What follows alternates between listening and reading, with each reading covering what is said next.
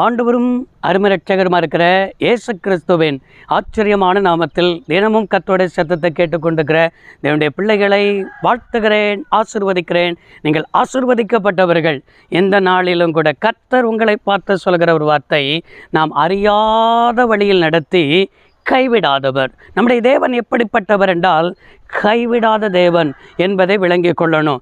இமைப்பொழுது உன்னை கைவிட்டேன், ஆனாலும் உருக்கமான இரக்கங்களினால் உன்னை சேர்த்து கொண்டேன் என்று சொன்ன வார்த்தையின்படியே நம்முடைய வாழ்க்கையில் சில காரியம் கைவிடப்பட்டதை போல இருக்கும். சில காரியத்தில் கர்த்தர் மௌனமாகவே இருப்பார்.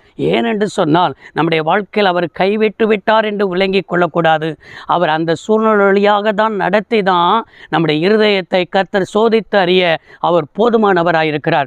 ஏசாயா தீர்க்கதரிசன புத்தகம் 42 அதிகாரம் 16வது வசனம், குருடனை அவன் அறியாத வழியில் நடத்தி அவனுக்கு தெரியாத பாதையில் அழைத்து கொண்டு வந்து அவனுக்கு முன்பாக இருளை வெளிச்சமாய் மாற்றி கோலனானவைகளை செவ்வையாக்குவேன். இந்த காரியத்தை நான் அவர்களுக்கு செய்து அவர்களை கைவிடாதிருப்பேன் என்பதாக கர்த்தர் வாக்குப்படுகிறார். இங்கே ஏசாயா தீர்க்கன் மூலமாக நம்மளை பார்த்து ஆண்டவர் பேசுகிற வார்த்தை என்னென்று சொன்னால் குருடனை என்று சொல்லப்பட்டிருக்கிறது.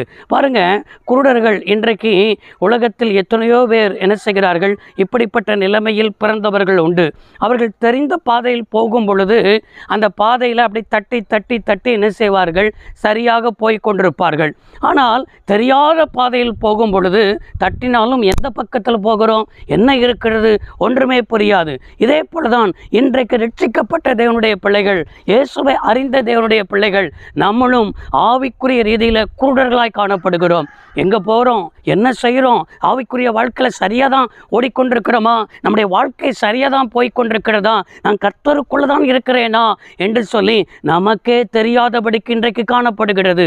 அதனால தான் குருடனை அவன் அறியாத வழியில் நடத்தி, நம்முடைய ஆண்டவர் எப்பொழுதுமே நமக்கு தெரிந்த பாதையில் நம்மளை நடத்த மாட்டார், அறியாத வழியில் தான் நடத்துவார்.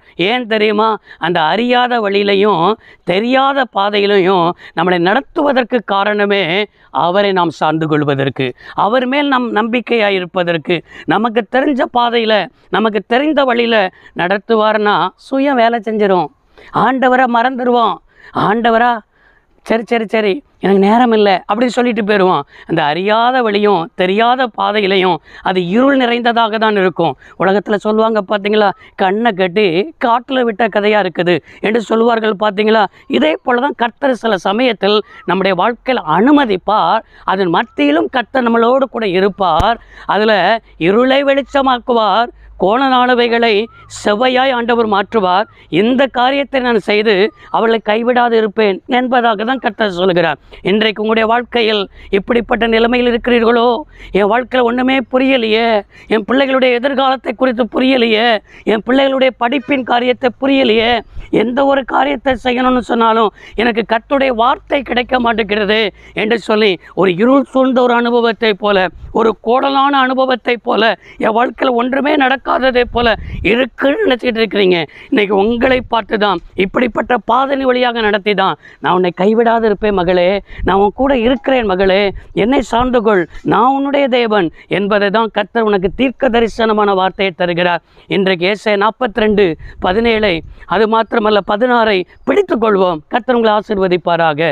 சர்வ வல்லமையுள்ள தெய்வமே, அன்பு தகப்பன், இந்த வார்த்தையின்படியே பிள்ளைகளை ஆசீர்வதியும், பிள்ளைகளை பொறுப்படுத்திக் கொள்ளும்.